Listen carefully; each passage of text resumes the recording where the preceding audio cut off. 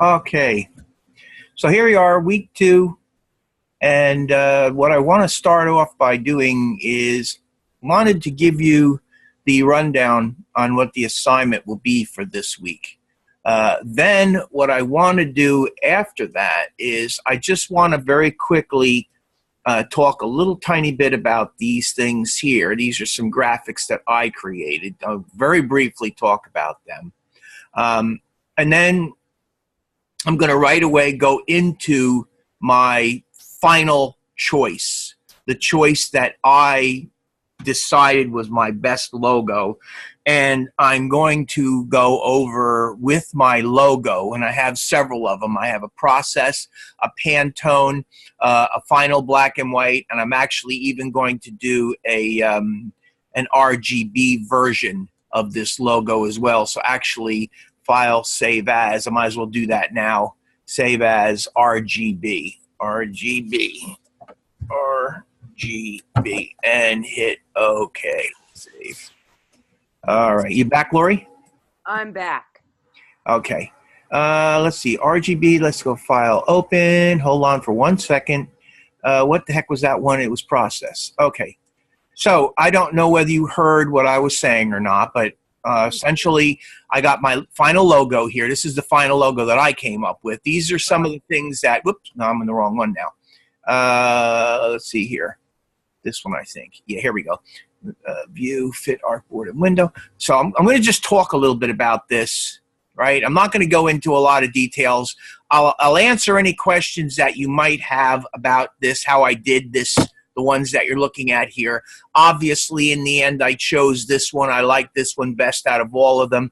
And what I'm going to do is I'm going to show you how to take the other logo. I also have this, which I may get to later on tonight. We'll talk a little bit about layout, and we'll talk about some of these elements that I found. These are found elements that I modified and turned into logos over here. In the end, though, I didn't go with them. In the end, I went with, see, here's what they really look like. There's what the logos themselves look like. And they're not bad. They're certainly a heck of a lot better than what the company starts out with. But yeah, my favorite was this guy right here. I thought this was a really great logo. So that's the one that I'm going to go with, okay?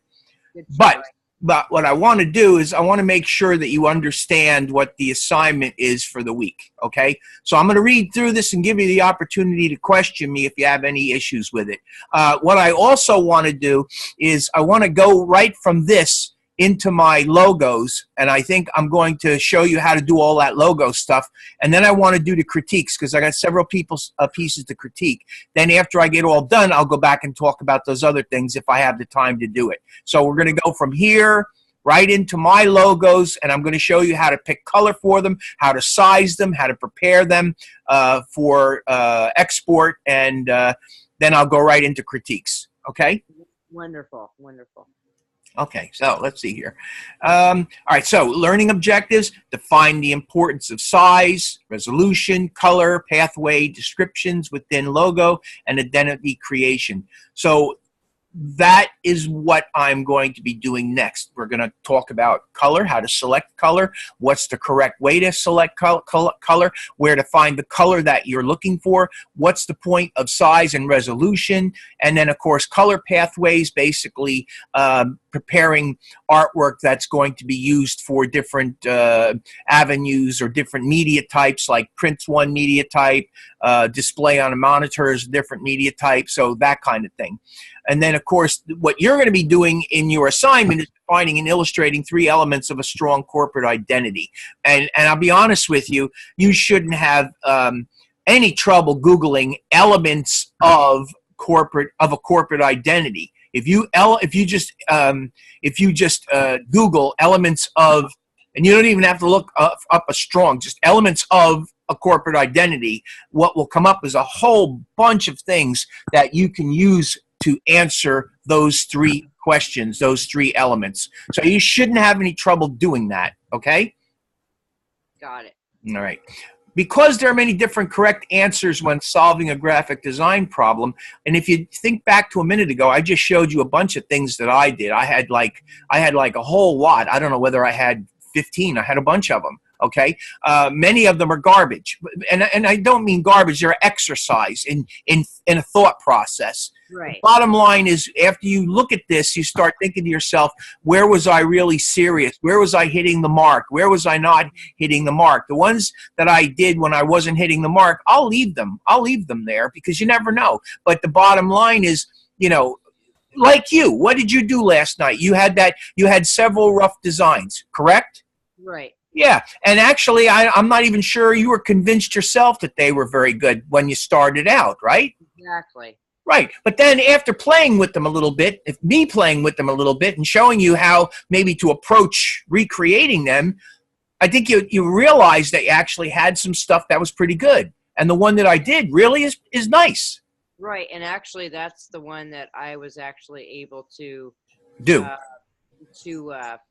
create today in Illustrator. Good.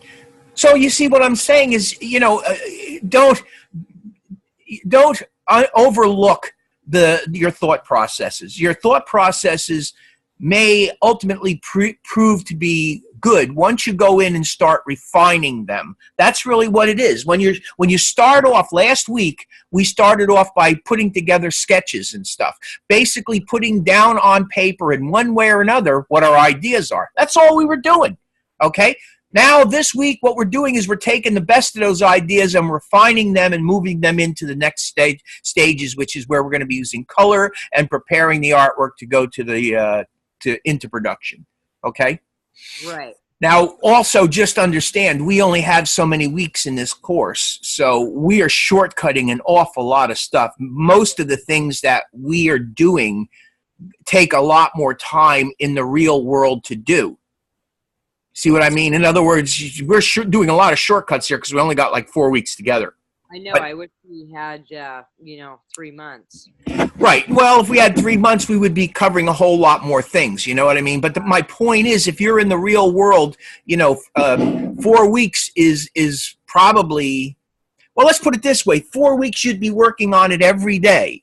And you would be interacting with people every day. So what you'd accomplish in 4 weeks working within an environment would be totally different than what you have here, where we meet twice a week and then you're on your own. And maybe you come in and see me in Blackboard. See what I mean? Don't think for 1 minute I'm mocking the system or anything, but I'm just pointing out the reality of the thing. The reality of the thing is, like, when you're working on a project like that, somebody's after you. Somebody's, interested in what you're doing every day. Where are we at now? Where are we at now? That kind of thing. You know what I mean? Exactly. And they have meetings and you sit down and you show them what you're doing, and everybody contributes. And, with all that contribution, things change, Sure. Well, anyway. So, and again, it's saying that right here, there are no correct answers when solving a graphic problem. Every project in which you engage often requires several rounds of edits before complete. That's really what I was just saying, A successful logo, and by extension, corporate identity, is one that is simple, iconic, and consistent design, in particular, which requires refinement to ensure that what is created adequately reflects the company goal, culture, and message. Okay, and that's very true. And even they say it right here: things are simple. Keep it simple. The simpler, the better. And that's my opinion, and that's not just my opinion. That's what I believe to be the correct way to go. Absolutely. So when you're preparing for, now we're going to start talking about where we are this week. When you are preparing a logo for final presentation, it's best to show your design in a variety of ways. Now, it's not only best to show your design in a variety of ways. What you are doing is you are establishing the fact that your logo has the flexibility and adaptability to work anywhere and everywhere that may come up against a logo. For instance, if you're in a newspaper that doesn't have 4-color process, you have to have a black and white version of your logo. Right. And if you're going to be working with something, a dark surface, if there's something you're going to be putting the logo on a dark surface, how would that work?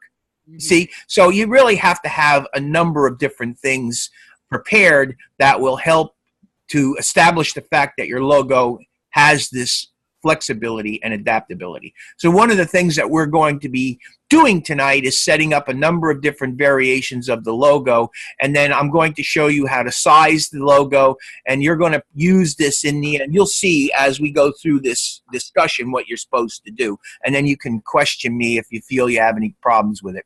So producing a logo sheet is most often the way this is shown. What they're talking about is a sheet that has a number of different variations of the logo on it. Basically, what they're saying is they just want those on one sheet, and or it could be a number of sheets because of the different types that you're doing. In addition to including a designer's name and client and project's name, the logo sheet showcases the logo in the following ways. Logo in black and white. So in other words, they want to see what your logo is going to be in black and white. In your case, it's not going to be a big problem because your logo is very beautiful in black and white.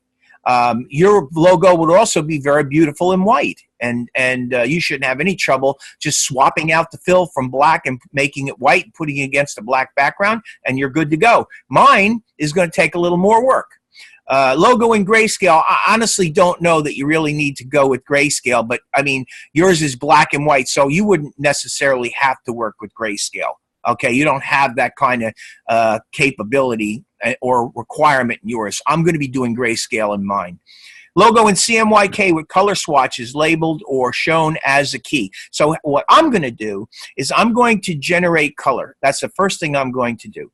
And then what I'm going to do is I'm going to establish a version of my logo in CMYK, show you how to do that.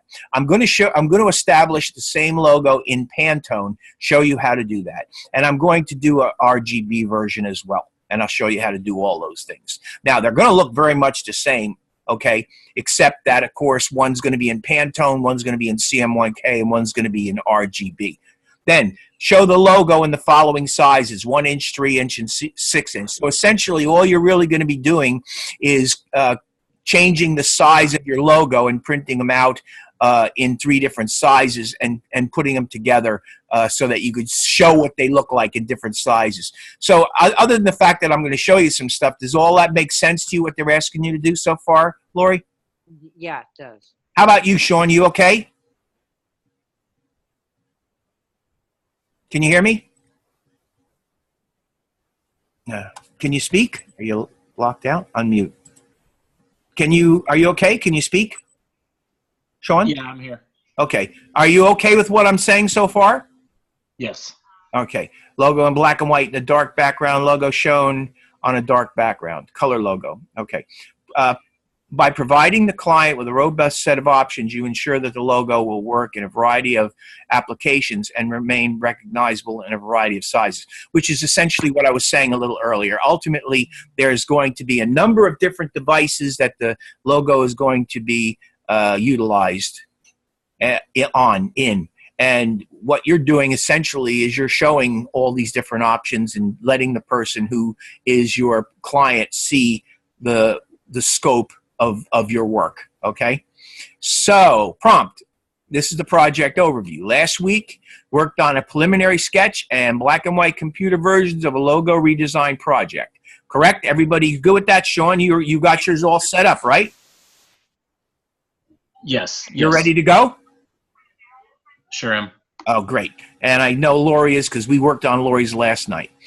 Coming into this week, you should have 3 refined computer versions of your redesigned logo executed in black and white.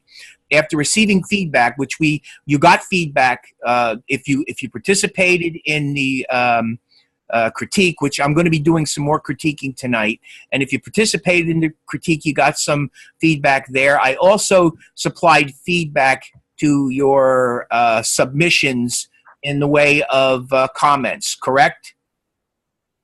Correct. Did they help you at all, Sean, when I gave you the feedback? I haven't had feedback on. Oh, yeah, it helped. Yeah. Okay. So this week you're going to finalize the logo direction. What I'm suggesting that you now do is use your discretion to pick your best project. Which one is your best piece? That's the most important thing. Pick that piece, and that's the one that you're going to put the final touches on first, and then you're going to do the work that we're going to be doing shortly with that particular logo, okay? So the week 2 project, after receiving the logo, you're going to refine it, consider how to best maintain message consistency, typeface, color, overall position. All right, so now the assignment instructions. So you're going to refine your best logo. Add color elements that work with the initial client's requesting keywords. Create a set of logo sheets that includes the following elements. Now, when they say create a set of logo sheets, you can do this in Adobe Illustrator by creating multi-page document, which I think you know how to do, right? Do you guys know how to create a multi-page document in Illustrator? Yes. Okay. I used So, to. you know, Lori? I used to. I haven't used it in so long. Well, you use the page panel. Okay. That's all. You just use the page panel, and if you look in the page panel, there's a little icon that says create new page. And what you can do is you can set the size of the page to be any size you want. My suggestion would be, if you're going to do it in Illustrator, set the page to be 8.5 by 11, because that would be the normal size that you would print something like this out in. Now, here's another option for you guys. If you want to take it, it's perfectly fine with me. Are you guys familiar with Adobe InDesign? Yeah.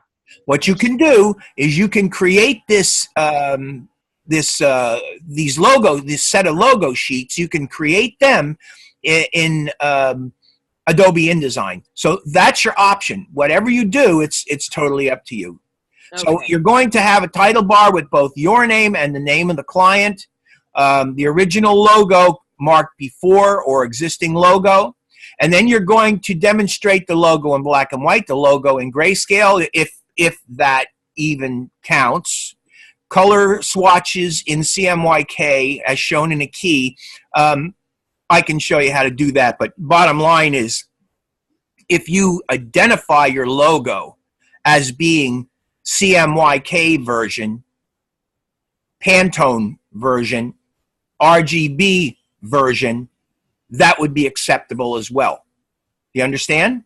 Okay, so you could like just write CMYK. Yeah, but make sure that you go to the trouble of producing a CMYK. Don't fake it. Actually produce it. Now, nobody'd be able to tell the difference, but you know, you have to know how to do these things. It's very important, you know. Yeah. The colors are all going to be the same. They really are going to all be. That's why what you can do is you can show your colors. Okay, if you want, you could show your colors one time and identify what the names of the colors are. And I'll show you where you can get that information, okay? Okay. Yeah.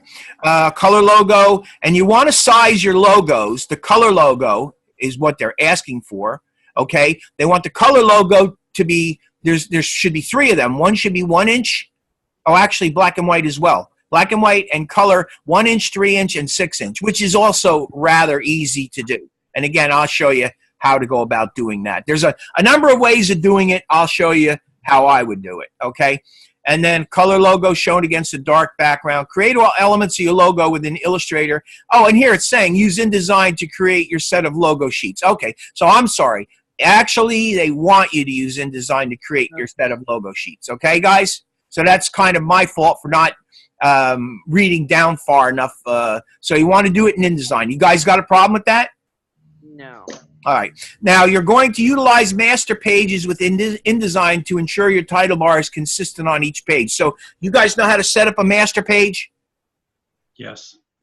So, Lori, do you? I used to about a year ago. Well, if you have any problem, you come see me in Blackboard, and I will show you how to do it. But the short of it is that you have master pages, and all you do is you go into the master page, double-click in the master page to bring the master page up. And then any element that you apply to the master page, so they're talking about making a header, right? A title bar. There you go. Yeah, title bar. So you're going to make a title bar, which is something at the top of the page. Okay, and the title bar will, you know, tell it whatever it asks you to put in the title bar, that's what you're going to put. A title bar with both your name and your client's name. That's what's going to be at the top of the page. So what will happen then is you put that on the master page. Then when you go back to your regular pages, it appears on every page in the exact same position. That's the whole point of a master page. So it's really not hard to do. All right? Yeah. So really, the grid then is a way of laying out to ensure consistent navigation through each page. Basically, all they're looking for you to do is to format the page so that the page is attractive and appropriate from page to page to page. Try to set up some sort of a formatting, a layout that makes sense with the elements that you're producing, and there's a consistent look. That's all it really is. And then, of course, it's saying your submission should be around 10 pages in length. And if you do it right, it probably will be pretty much 10 pages. And then, of course, you're going to submit it as a multi-page PDF. How about that? You guys good? Yeah. Any questions? Not yet. No. Okay. So good. All right. So that's what you're going to do this week. All right. So let me get out of here and let me get into here. So let me do this. Let me go over to here first. All right. So this is the original logo. And as you can see, the logo is absolutely hideous. What I did was I started off by doing this. I started off by producing black and white logos, which I then added color to. You remember me doing this piece, right? Yeah. Okay, I did the same thing with this, only I created a series of circles. And then I used the A as a clipping mask, and now the circles are showing. It's the same basic idea as this, where I made a blend of circles and colored it and made a clipping mask. Then this, I went in and I found a, in the symbols panel here, okay? If you come into your symbols panel, you got all these different symbols things, right? Mm-hmm. And there's one called Dot Pattern Vector Pack. And I opened that up, and in here, there's all kinds of cool stuff. There's patterns and stuff. I used one of the patterns that was in here. Mm-hmm. And that's what that is right there, okay? That's probably that guy right there. Now, over here, you saw me build this, right? Yeah. You saw me build this, right?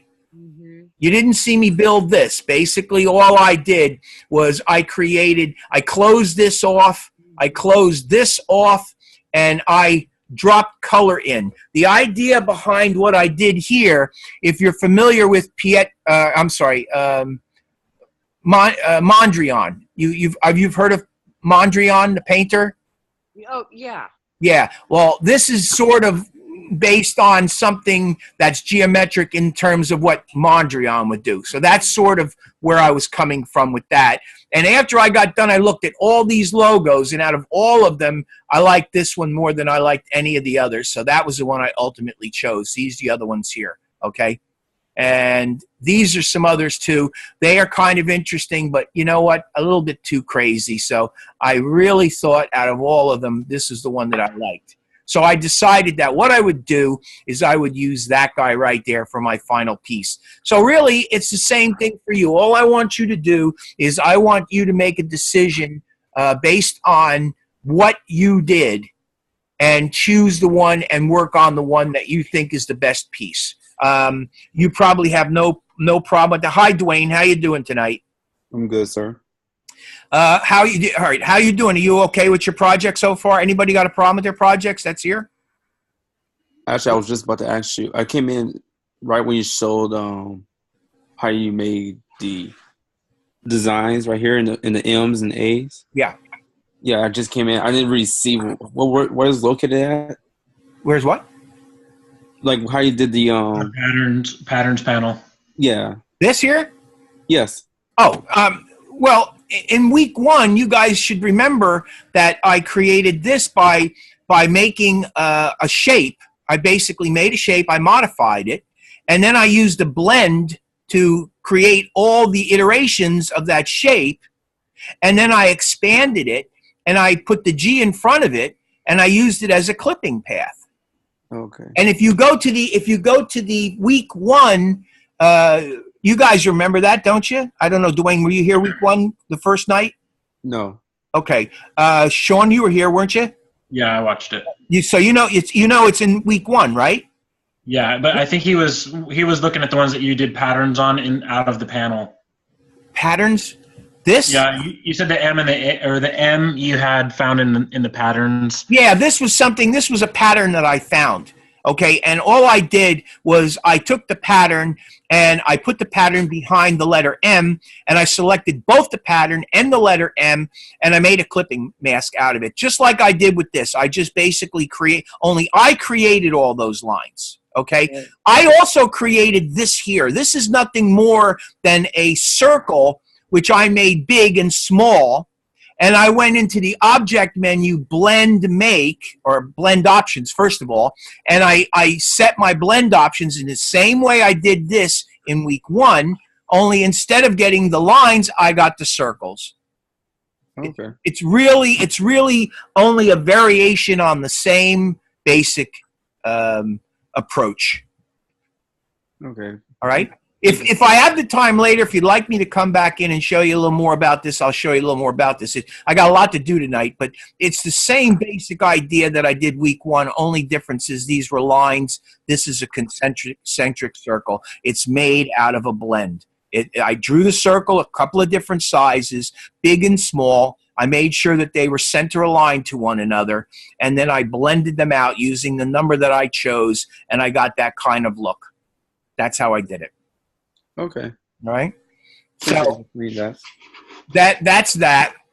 The symbols I'll maybe come back to if I can get a chance to come back to the symbols. The only reason that they're here is for 2 reasons. Number 1 is I wanted to show you that you can take graphics that exist, clip art graphics, but you should modify them. You shouldn't use them just directly. You should try to modify them and make them your own. Okay. And I can show you how that's done. I also wanted to show you a little bit about how to lay out type. This is one way that you could lay out type. This is another way that you could lay out type. Now, some people, let me go over here. There's your 2 different ways that I think are okay to lay out type. Like that's good, like that's good. Bad layout is when you do something like this. This just doesn't work very well at all. Okay, and the reason I mention that is because a number of people did that kind of thing, and this just does not work. Well, look at for yourself. Wouldn't you say this looks a lot better than that? Oh, yeah. So, I mean, that's all that I did this for, was so that I can make that comparison. And these are some of the little graphics that I picked up online, and I took them in and I modified them. Okay, I don't really want you to do that, but it's possible to do that, but you should modify them, I guess is what I'm trying to say, in some way. Make them your own. All right? And that's kind of what I did over here and kind of what I did over here. Okay? Each one of them has been modified, but I didn't choose any of them because I honestly didn't think they were good enough. This is the one that I finally came up with. This is my final logo. Okay? Most of the work that I'm going to be doing tonight will revolve around this particular logo and the different variations that I'm going to create of this logo. I am going to pretend that this logo was the one that the client selected. Okay? So that's the very first thing. Now, this is not type. Those are graphic shapes. Okay? That's the first thing. This, on the other hand, what can you tell me about that? Type. How can you tell it's type? Well, if you click on it's got the line underneath it. That's correct. So whenever you see type, when you click on it, and you see that there's an anchor point there and the line under there, you know that you've got live type. Now, once a piece of art has been selected by a client, you don't want to leave that type as active type because the temptation is for somebody to come in and change it. And you don't want anyone to ever do that. So another problem too is if I were to send this to you, one of you guys, if you don't have that particular font on your computer, what's going to happen is the font will throw an error message. So in order to keep that from happening, and in order to make it so that nobody can mess I was going to wonder, do you want to put it in the freezer, back in the freezer, or put it in the refrigerator for tomorrow? Put it back in the freezer. Oh. Put it in the pot. All right. Okay. So the first thing, I'm finished the class. the first thing that I want to do is I want to turn this into outline text. Okay. And what the whole thing I was just talking about was just so that you understood why I'm doing it. So I'll go to the type menu, and I'll go create outlines. Now, these are graphic shapes. They're no longer typed. They're always going to look like that. I'm going to go File, Save. Okay? This is actually a very important part of the process. Okay, so everybody understand? Yes. Yeah. Wherever you're using type, one of the things that you're going to want to do is when you get to type exactly the way you want it, you're going to create outlines so that now everything on this logo is a graphic shape. You're dealing with graphic shapes. That's what you want, okay? Now, the next thing is color. Let's go to color. If you take a look at my swatches panel, my swatches panel has a whole bunch of color in there, and none of these colors mean anything to me. These color, other than the fact that I use these colors to get an idea from my colors. All right, I grabbed a green, I grabbed a yellow, I grabbed a red. Okay, and I don't want those colors necessarily. I want to find my own red from the process books. I want to find my own yellow from the process books. I want to find my own green from the process books. These colors are just temporary. Okay, very important that you understand that. So the first thing that I want to do is I want to get rid of all these colors. This is something that I generally do. I go to my swatches, my drop-down menu, and I go select all unused. And all the colors in here that have not been used, select. Can you see that? Yeah. I'm going to hit the garbage can, and it's going to say, do you want to delete the swatches? And of course I do. So I throw them all away. And for some reason I get stuck with this black here. I'm going to get rid of that too. What I end up with is none, registration, white, and black. Okay? Well, these colors, even though they're showing, okay, are not in here. Now, I could easily select that color, and I could make that color in there. But what I think I want to do is I want to show you how to go into the color books, and I want to show you how to pick your own color. Because just because I came up with this what's his name? What's his name? Mondrian. Mondrian. Is it? Yeah, Mondrian, right?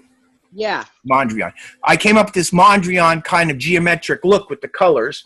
I still want to pick my own color. You people aren't going to be doing that, so you're going to want colors, and you want to know how to do this anyway.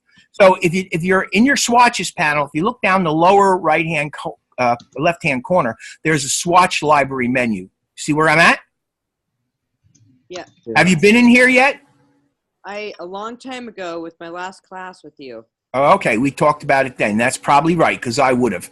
Now, what I'm looking for is right here, color books. Now, what are these color books? What these color books are for us, and I actually rolled off it. What these color books are for us, every one of those are production books. They're used for different purposes. What I am going to do is I am going to choose a particular book. And it's this one right here. Let me show you. The Pantone Plus CMYK coded. Now let me explain to you why I'm going to choose that particular color book. The reason that I'm choosing Pantone Plus CMYK coded is because the largest majority of paper that gets used by printers and by people who have material printed is coded stock. And the colors that are in this library, this book, Pantone Plus CMYK, those colors are guaranteed to match up perfectly both in Pantone and in CMYK. So, do you have any questions about that, anybody? No. No. Okay.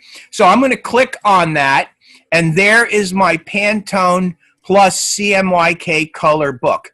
Now, there's literally thousands of colors in here, okay? What I'm going to do is I'm just going to pick some colors. Now, look at, there's Pantone P1-8C. Here's another yellow. Pantone process yellow C. That's pure process yellow. That's process magenta, and that's process cyan. So I could go either process yellow, or I could go with this yellow that's Pantone P18C. I'm going to do that. Now watch, to get that color into my swatch panel, I simply click it, and you see how the color is now in there. Okay? That's all there is to it. Now, I want red and I want a green, and I'm looking for a red similar to that and a green similar to that. So I'm going to scroll through my color book, keep going down until I get into my reds, and I'm looking for a red that's similar to that red, and I see one right there that could be similar. Let me see if I find anything better. I'm going to scroll a little bit further, and I'm getting out of the reds already, so I'm probably going to end up with that color right there. I think it's probably that guy right there that's going to be the reddest of that red, similar to that color right there.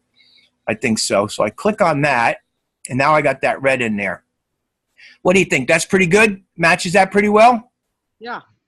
Now, keep in mind that I didn't do this. I didn't do this when I designed this logo. I simply did this. I went into here and double-clicked on this. Come on.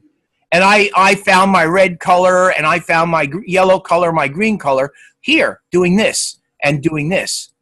Okay? There's my greens. I found my green color like that, and my yellow color, by doing something like that. See what I mean? That's how I did this. So I don't want to, in the end, do that. I want to do this. I want to actually come in here, because now I'm coming up with Pantone plus cyan, magenta, yellow, and black colors that I can use for production. These are the proper colors. So in the end, this is what you want to do. Or you could do this in the beginning. I'm just trying to show you how to do this so that you understand this. Let me ask you something. I think, Lori, you'll probably say to me, you've done this before because you probably did it with me. Dwayne and Sean, have you ever done any of this before? Yeah, I like working with Pantones and Okay, so you know what I'm doing then. large color book, yeah. And how about you? That was fun.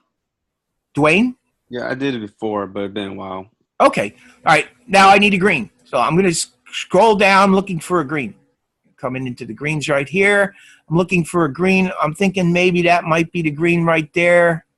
Let me see. I like that green too. Let's see. I'll see where the greens go. Let me go a little bit further down. I like that green right there. A little bit bright maybe. How about that one? It's a tough one. There's a lot of greens. Look at the greens. There's a lot of them. It's hard to pick. Yeah, it's hard to look at them all. There's a lot of greens. I want something bright. I'm probably that one right there. What do you think? That one look good? What do you guys think? Yeah. Yep. Okay, so we got that green. Might be a little bit. No, it's actually okay. All right, so now what I've done, okay, so you understand this. You understand that these are all Pantone colors plus CMYK. And what it means essentially is I can turn these colors, I can turn them into 4-color process or cyan, magenta, yellow, and black colors. And I can also turn them into Pantone colors. That's the reason that I chose that particular library. And I chose the library here, color books here, and right there, and it's coded because I'm working on coded stock. Okay? So you got all that? Is it clear? I got it. Good. All right. So now what I'm going to do is close this guy off. And what I'm going to do is I'm going to start off by clicking on that yellow right there, and I'm going to apply my color correctly to that right there. Okay? So there is my correctly applied color. And I'm going to do the same thing with this. I'm going to click on this one, and I'm going to apply my correct color there. And as you notice, that yellow barely changed. But I think if you paid attention, you could see there was a slight shift with that green. Did you see that little bit of a shift? Yeah. You're going to see a shift with the red because this has got more black in it. Watch what happens when I click on that red. Did you see it lighten up? Yeah. Mm-hmm. Okay, so now, just so that you understand, the original colors that I had in there are all gone. And the colors that I chose have been applied to my logo. I'm going to go File, Save. Now, the next thing that I want you to understand is that in the lower corner here, you see where there's that little white clip? Yeah. Okay, that is telling you something, and it's important. You look at the black. You don't see that on the black, do you? No. You don't see it on the white either, do you? No. No, because that's just white or absence of color, and that's black, which is black, and they don't need to, black's black. It's simple as that. But these colors here are both Pantone and Spot, okay? Now, let me do this real quickly. I'm going to create a little square here and a little square here, like that. And these don't have to be the exact size or anything. They just need to be little squares. And I'm going to apply my yellow color, and I'm going to apply my green color. So now I have 3 little samples of my 3 colors. Now this one here is in RGB, okay? RGB. So what I want to do is I want to double click on this thing, and I want to open this up, and you see what it says here, color mode RGB? Yeah. Yes. Okay, I'm going to leave it alone because that means that this thing can be RGB. I'm going to double click on this, verify that this is also showing RGB, and I'm just going to leave it alone. And double click this and note again that this is also RGB. Now here, this is telling you in web color, click to correct. So if I were really going to do this, what I would do is this. Watch this. I'm going to hit cancel. I'm going to create a duplicate. Let me duplicate this. Let me see here. Oh, here we go. I've got to drag it down, duplicate it. Come on. There we go. And this one here, I'm going to click on that. You see where it says Websafe Color in web color? Click to correct. Yeah. Click that. And what happened is hit OK. And this one here now is, I can rename that. Rename this. Let's see if I can rename it. Where are we at here? Swatch options. Yeah, here we go. This is green, RGB green. Okay, and hit OK. Okay, so now what I have here is, look, RGB green, and that is Pantone green. I didn't change the name. So why did I do this? What did I do? Let me double click this again. This color here is what I duplicated, correct? Right. Okay. Do you see that little icon right there? Yeah. Okay. When that icon is showing, that icon is telling me that the color that I'm using is no good. In other words, this color here is no good in web. And if I want this to be a web color, I have to click this to adjust it to make it a web color, which is what I did, and then I renamed the color. And it changed the color ever so slightly so that it is now a web color. Are you guys good with what I did there? Yeah, I got it. Okay, I'm going to do it again now. I'm going to come over here, and I'm going to click on this guy right here, and I'm going to drag it down. I'm going to duplicate it, okay? And then I'm going to open it up, and again, take a look. You see how that color is slightly off? It's that little icon comes up out. What the icon says is out of web color warning. Click it to correct. And I've clicked it, and now that thing has been corrected. I hit OK. And then what I'm going to do is I'm going to go to Swatch Properties. Again, where is it at? Swatch Options, I'm sorry. And I'm going to change this to RGB red.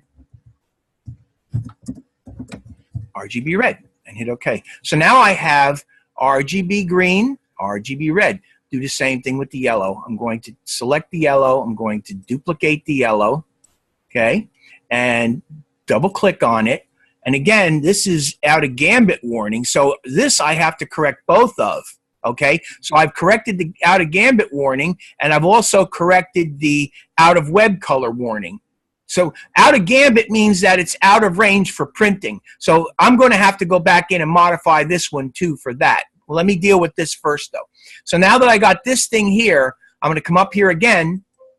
Oh, I got to hit OK. I'm sorry. Got to come up here, and I'm going to go to Swatch Options. Where are we at here? Here we go. And I'm going to call this RGB, and that's going to be yellow.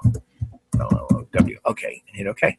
Now also, come here and click on that.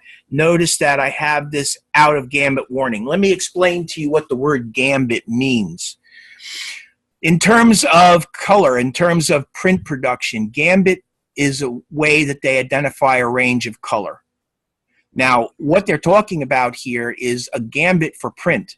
So this color that I'm using will not print properly. So what I need to do is, in order to make it so that will print properly, I have to click on that. And now you'll notice that that thing moved over ever so slightly.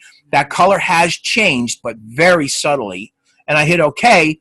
And now that color right there is in the proper condition to be used for print. Okay? How am I doing? I thought that was the whole point of Pantone. They were already ready for print. Or is that they're already easily identified across the boards, but you can still modify them? No, not exactly. Let me explain that to you, okay? Because that's an important distinction. There's a major difference between Pantone and CMYK color. Even though you come in here, okay, this is an important thing for you to understand. Go to the color book, open up Pantone CMYK. Each one of these colors can be made using cyan, magenta, yellow, and black. So in other words, to make any of those colors, what they do is they take these and they separate that color out into component amounts, or a certain amount of each of those colors, cyan, magenta, yellow, and black. And that will create that color. That is called process printing. Pantone printing is where you take that color and it is pre-mixed into a solid color of that color. And it's printed on its own separate plate, its own singular separate plate. It is not separated. So CMYK is creating the color as it's being printed, and Pantone's already done. That's right. Gotcha. Essentially, that's right. Pantone, it's, in other words, if I were a printer and I wanted to print one of those colors, I would take, here's the name, let's get the name. So if I want Pantone P92-3C, I go to my print supplier and I say, give me a can of that P, whatever the number was, and he's going to walk over and hand me a can of that ink, and it's pre-mixed to that color, and it will be exactly that color. Now, the other way is if I'm going to use that color in a 4-color process printing environment, that color gets separated into 4 separate films, and it is applied by using 4 different plates, and the plates print the 4 following colors: cyan, magenta, yellow, and black.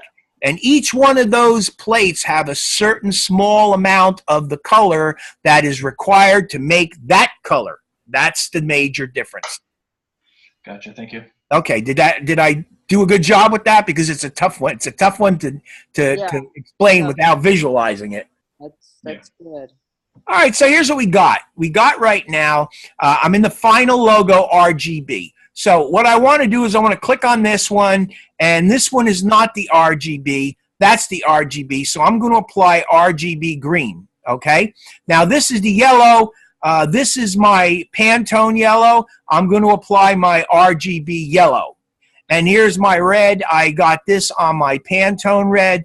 I'm going to apply RGB red. Now this is going to be the same thing. I'm going to click on this, and I'm going to make that RGB. Remember, I'm in the RGB, final logo RGB, correct? Right. Okay. And then this guy here, I'm sorry, this guy here is going to be RGB, and the green is going to be RGB as well. Oh, I hit the wrong one. Sorry, green. There we go. Okay. So now that green is the RGB green, RGB yellow, and RGB red. I'm going to cut these. Let's go edit, cut.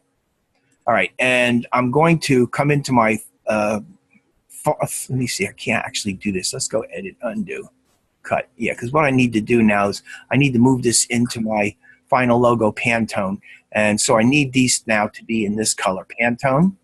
And I need this to be in Pantone. There we go. And this to be in Pantone.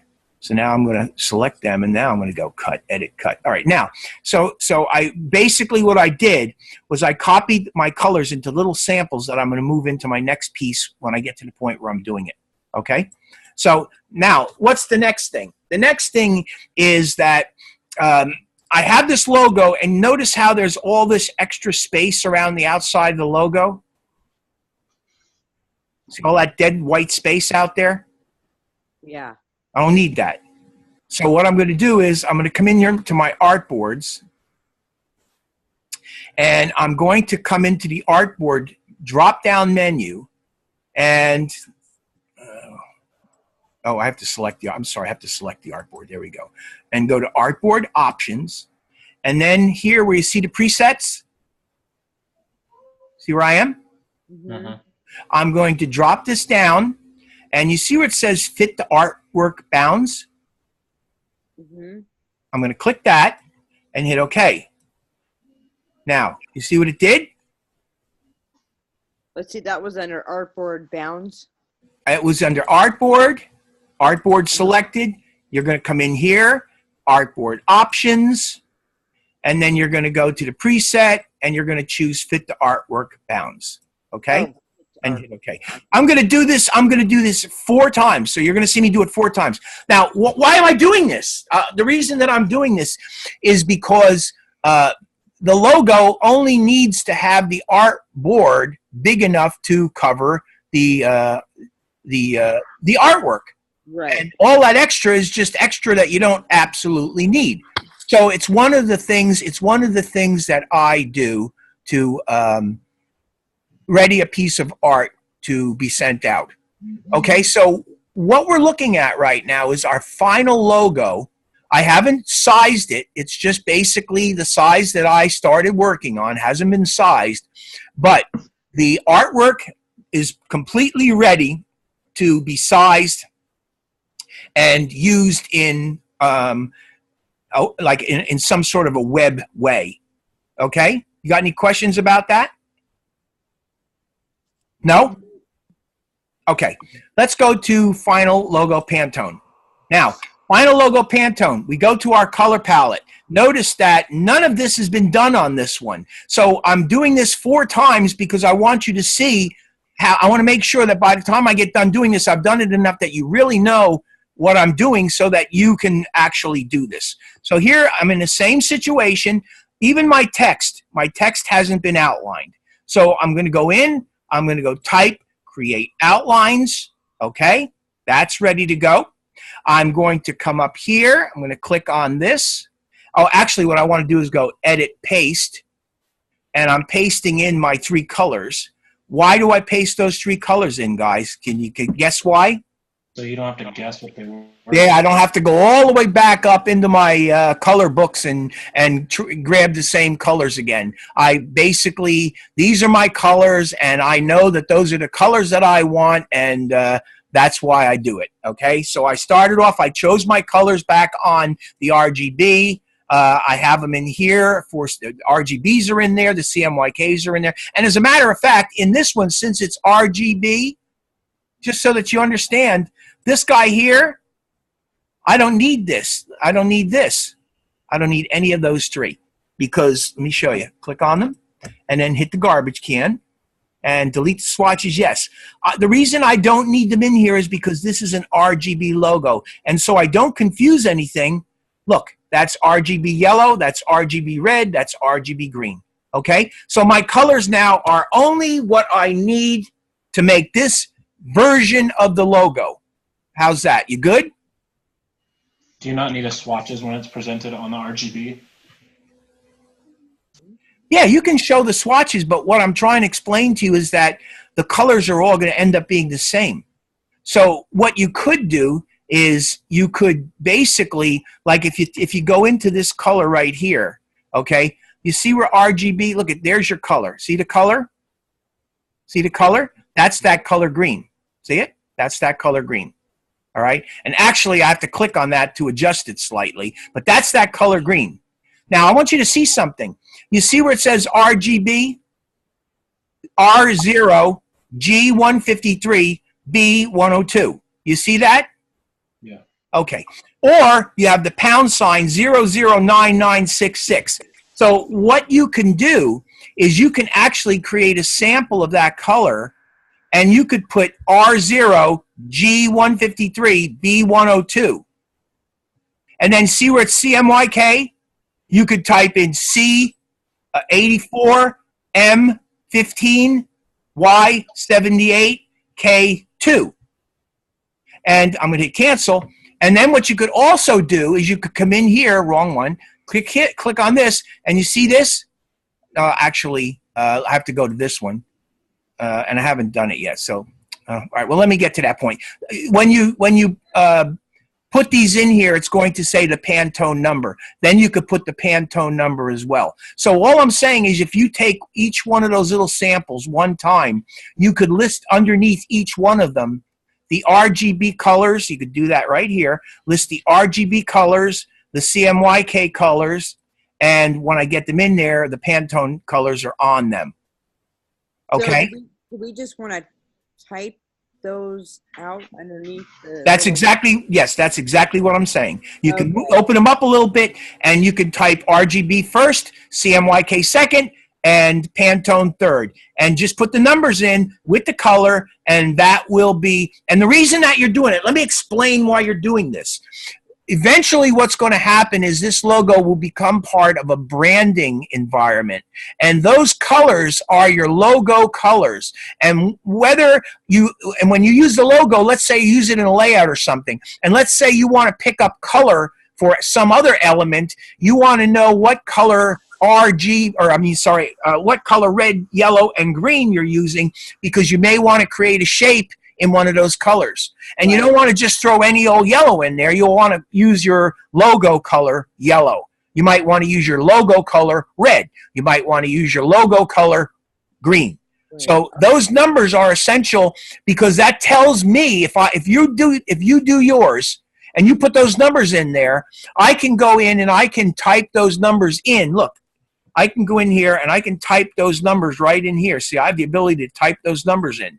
So I can type those numbers in here, and what would happen is that color would automatically show right there. And when I get all the numbers correct and I get the color showing, I just hit OK, boom, and then my color goes in there, and I got your color. Okay? Yeah. Am I making sense with this? Yeah. Okay. The reason I'm a little concerned about it is because there's no visualization. It's kind of like talk. So I'm hoping this is working okay. Right. So far, so good, guys? So like above this one, since this is the RGB one, right? So above it's hard to, I'm trying to use my cursor to point. Under the little swatch squares on the artboard would be, for instance, whether it's RGB or Pantone, would be like type Pantone above it and then put the color codes beneath the. What I would do is this. I would do this. I would take these three and I would space them out like that. And I'm not gonna bother spacing them perfectly, but space them out. And then what you would do is you would type RGB and you'd put the number. Then you'd put CMYK. Then you'd put the number. And then Pantone, and then you'd put the number. Then you'd go to the yellow and you'd type RGB and you'd put the number. Because again, the numbers are right there. Look, RGB right there. 0, 157, and you'd type R and then :0, G, and it could be R :0, comma, G, :157, comma, B, 50. And the same with CMYK. Right. And then Pantone, you would just put the number Pantone behind it. And that's what you would do for those three colors. And then what you've done essentially is you've given a color key. So like I said, the person like myself, or let's say, for instance, Lori, you got Sean working on a project with you. You have particular colors. Sean knows what colors you're working with. His colors will match your color. That's the whole point. Right.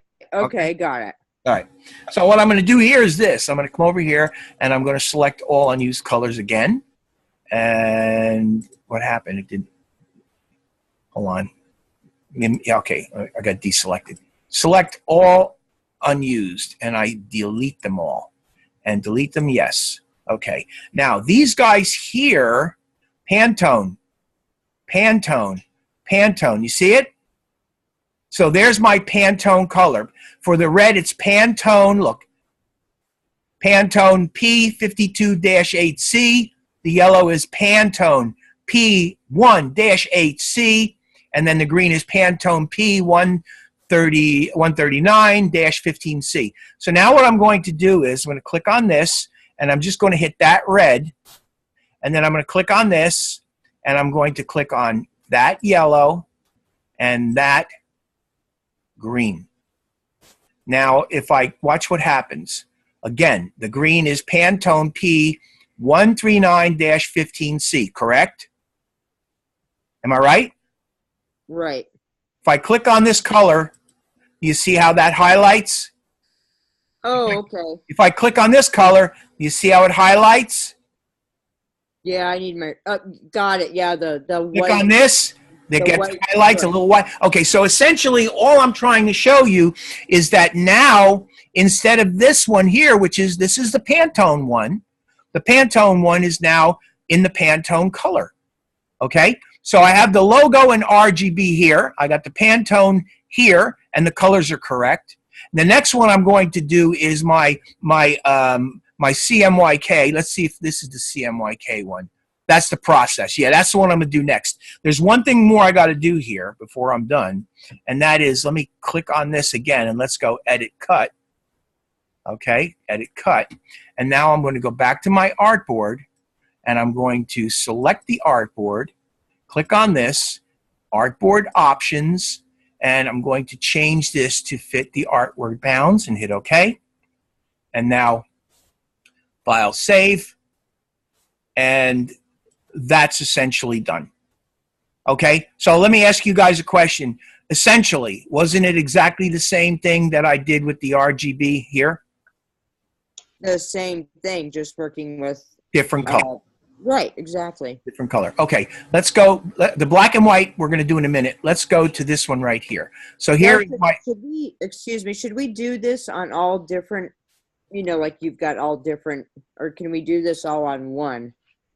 I do it on different ones because I think it makes it easier for me, because then I could go in. Let me explain why I do them on different ones. I know it's a little bit more work, but see, let me show you something. Let me go up here into my. Well, I think if I did them all on the same one, I would. Check it out. Let me just show you. Here, look. Week 3 final logo process. Week 3 final logo RGB. Number 4 final logo Pantone, and 5 final logo black. Right. Okay. So essentially, the reason that I do it this way is because now I know that RGB, when I double click on RGB, I know that I'm only going to get the RGB one with the RGB color. There's no way that I can make a mistake. In the logo process, when I get done making the logo process, when I open that up and I'm going to be using that logo process, I know there's absolutely no way to make a mistake.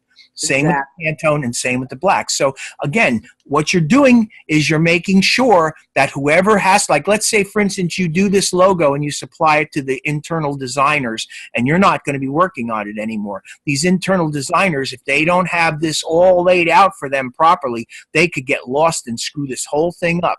But if I could get lost and screw the whole thing up. Well, you can maybe now, but eventually you won't, because you'll do this and you'll see. But my point is that if you go through the steps of doing this, I now know that that logo right there is the process version of that logo. That's the RGB version of that logo. That's the Pantone version of that logo. So if I need the Pantone version, I double click that, open it up, and boom, I got the right one. That's the whole point. Got it. Okay. All right, good. You guys good too, Dwayne and Sean? Yes. Excellent. All right, now the last one is final logo process. Once again, the logo, I'm going to go in here. I'm going to type create outlines. Okay. I'm going to come up into my color panel, or actually let's go edit paste. There's my little color chip. Oops, grabbed the wrong thing. I grabbed the wrong thing. Hold on. Let me grab that and that and that, and let me drag it up here. There we go. Okay. Now, deselect it, and let's go select all unused and delete them all. The reason that I'm doing this is I just want to end up with my colors that matter to me. I don't want all this other stuff because there's other greens in there and somebody could get confused and change the greens on me and mess me up. Right. And this, just so that you understand, I'm going to deselect this. Let me hit no. I'm going to deselect this. Whenever you open up a document, this is basically what you get. So just be aware of that. If I were to create a new document and opened up the swatches panel, it would more or less look like this. Right. And it's like that so that you have some color to play with right off the bat. And it's not a bad thing to do, but I generally don't use any of those colors. If I want to generate color quickly, I come over here and double click on that. And then I use my color slider and, you know, do things like this. And then I get my color, okay? I don't use these at all, okay? So I'm going to come in here, select all unused, and I'm going to delete them all again. Delete them, yes. Now, this is my Pantone color, this is my Pantone color, and this is my Pantone color. Okay, now I'm going to get rid of these things because I don't need them anymore. Okay, so what I'm going to do is I'm going to click on this and verify that this color right there, which is not linked to that color yet, now becomes that color. Okay, got it? Yeah. Click on this. It's not associated with that color. Click on it. And now click this. It's not associated with that color. Click on it. Now if I come over here, click, see, it's highlighting. Click, it's highlighting. Click, it's highlighting. Okay? So far, so good. However, these colors are Pantone colors. You understand that? How do I know they're Pantone colors? Take a look at the little swatch. Right. You see the lower right-hand corner. Lori, you might remember this because if you were in my, I don't remember what class that was in. I don't remember the class either, but if I was working on print, I would have explained this to you for the colors. But you might have forgotten because it was a while ago. Yeah. Okay, so anyway, here's the deal. Whenever you see a color that's in this swatch library that has that corner chipped out like that, that is telling you that it's a process color. So make a little mental note of that so that when you start looking at colors, and if you see colors that have that corner chipped like that with the little white corner, you're looking at a process color. It's very important that you understand that. Okay, guys? Right. Yeah. You all good with that? So how do I change this from a process color to a spot color? Well, it's actually very easy. What you're going to do is, again, you're going to double click on that color. Now, in the swatch options dialog box, you have color types. Do you see the color types? Yeah. And the color type is set to process color, isn't it? Yes. The other choice is spot color. See it? Oh, yeah. So I click on spot color. It now is reading spot color. Okay. I hit OK, and actually, nope, that's good. I hit OK. Now, I want you to very carefully take a look at that green swatch and tell me what you see. Oh, gosh. It's got a little, tiny little black dot in it. Why do you think they use a black dot? To Spot color. Yep, spot color. That's their way of telling you that's a spot color. That stupid little dot right there is telling you that that is a spot color. But it's a great little device because now you can look at those two colors and you can see that one of my colors is a spot color. The other two are Pantone colors. right. Okay, so what I want to do, and again, remember, I'm in the process one. Process, CMYK means the same thing. So I want to change all three of my colors to spot colors because I'm in the process one. So I'm going to double click on this one, and all I'm going to do is change it from process color to spot color and hit OK, and there's my spot color. See it? Right. This So is easy, guys, isn't it? Yeah, so we need process, spot, CMYK, and Pantone. Am I correct? Well, Pantone and spot color are the same thing. Process and CMYK are the same thing. Oh, right. But we need You need to have one logo in Pantone, one logo in RGB, one logo in process, and one logo in black and white, which I haven't done yet. All right, got it. Okay. So you saw how I did the logo in RGB. You saw how I did it in Pantone. And now I'm in the process of actually, this is the spot color, process color. I'm in the wrong one, aren't I? I am. Yes, I am. I'm in the wrong one. This is supposed to be the spot color. Okay, I think that's why I got. Yeah, let me go. Okay, let me go back to this one. Let me fix this. This has got to be, I'm sorry, it's got to be process. Hit Okay. Maybe, I'm in the wrong one. I just got a little confused Yeah, there. it's okay. I'll fix it. I got it. All right, so there's your process color. Those are your process colors, okay? Now, let me do this. I'm going to finally come in here and select this, and I'm going to go fit to Artboard bounds, like that. There we go. Hit OK. And that one is done. Take a look at the color. Those are process colors. This is the process logo. This is the one that I want to make the change on, the Pantone. Okay, so I'm sorry about that, by the way. This is the one that I want to make the change on. No, it's okay. Double click it, just change it from process to spot, hit OK. Double click, change it from process to spot, and hit OK. And change it from process to spot, and hit OK. Now, if you want, you can actually change the name of this, but I wouldn't even bother. You know why? Because hit cancel. My logo says final logo Pantone, and I happen to know, and this is where you have to understand, Pantone and spot color means the exact same thing. Right. Process and CMYK means exactly the same thing. So if somebody says to you the project that you're working on is a process color job, you know that they're talking about CMYK color.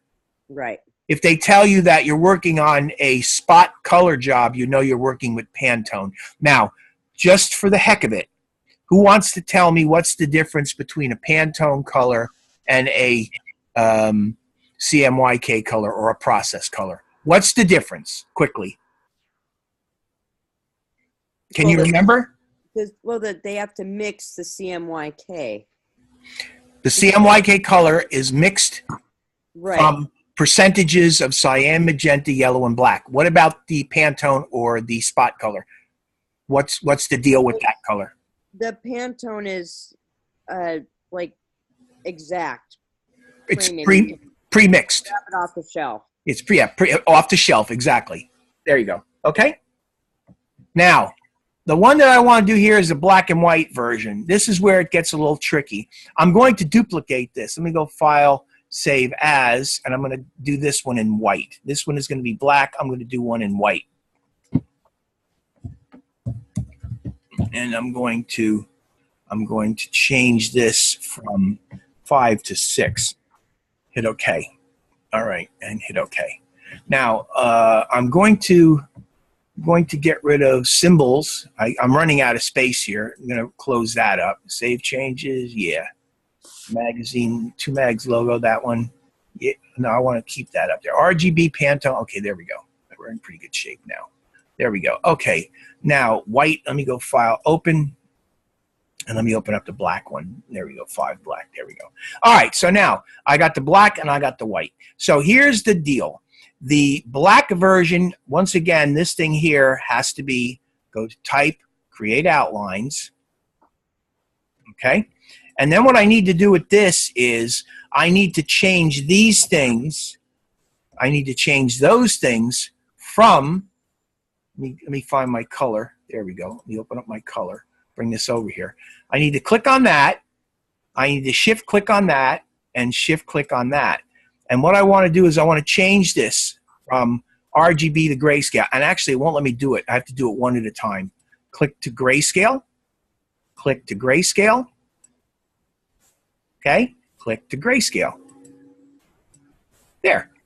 Now, there's my black and white logo. That's all there is to it. It's no big deal. Now, if you don't have these color areas like I have, then you don't have this problem. Now, this color and this color looks a little bit similar to one another. So what I would do maybe is I might click on this guy right here, and I might make that one a little bit different. I might come actually all the way up like that, okay? And this one, maybe what I'll do is I might bring that down just a hair.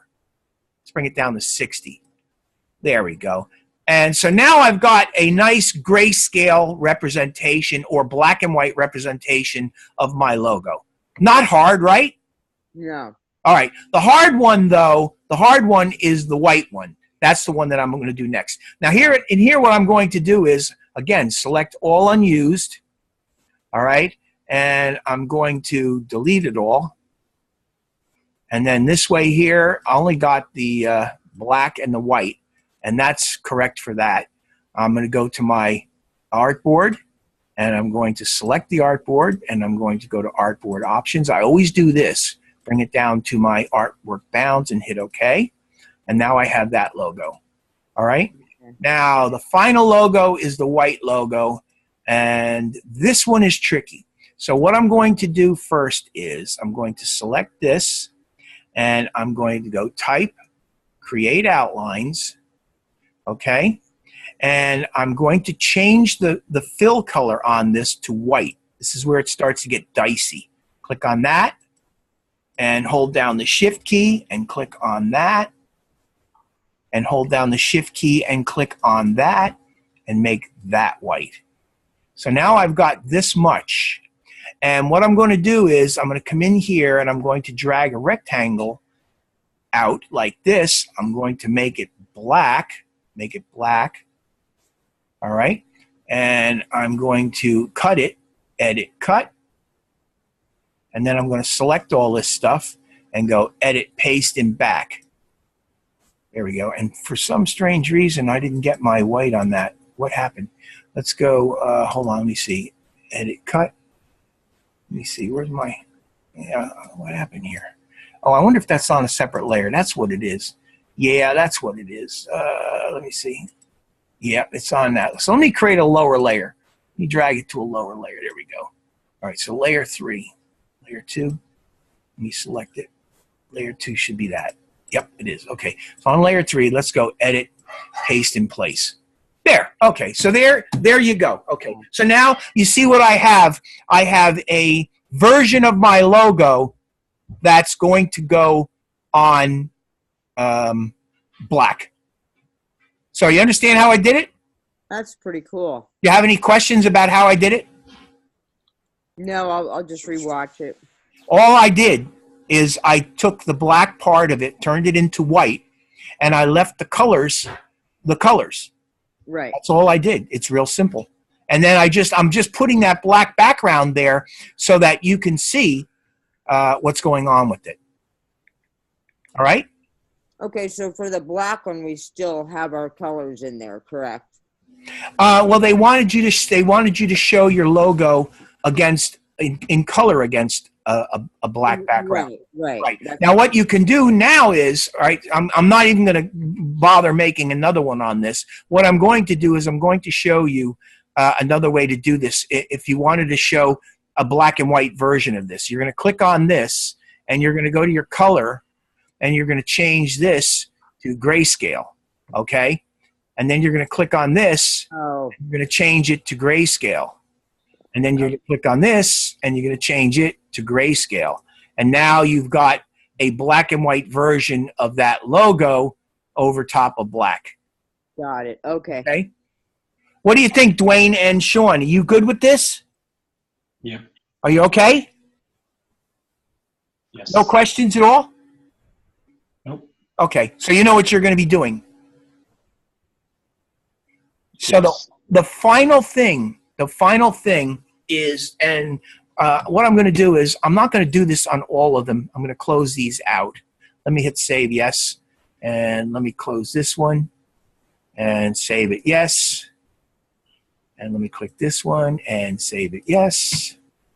And I think what I'm going to do is leave out let me close the Pantone out, save it, yeah, yes.